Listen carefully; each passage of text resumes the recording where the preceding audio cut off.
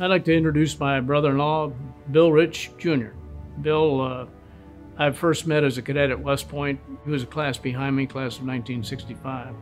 Bill, when he was at West Point, was an All-American lacrosse player.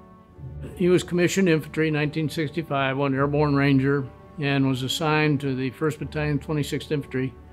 And after he completed all of his training, they deployed to Vietnam. And he was a scout platoon leader in the 1st of the 26th. They had several fights while he was there. Bill was awarded the Silver Star for the things that he did in Vietnam. So, you know, obviously very heroic and a great guy. And he came back to West Point, was on the admissions office, and met my sister. Soon after they were married, went back to Vietnam for a second tour. This time he was in the advisory business. Came back from there, went to the University of Virginia, got his master's degree in history, had their first son, my nephew, and went to West Point. So Bill and I served on the faculty in the history department at West Point at the same time. He was teaching American history, I taught military history.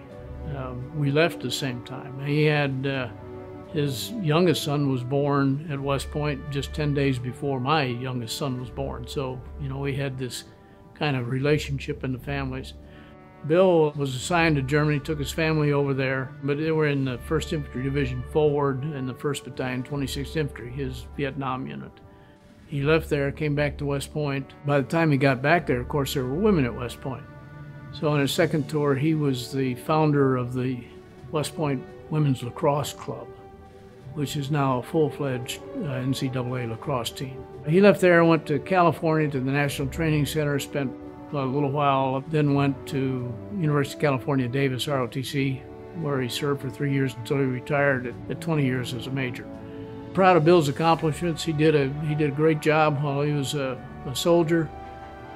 He also suffered from PTSD and does to this day from his first experience in Vietnam. So, you know, to watch somebody go through all that and have a career is really kind of interesting to stay on.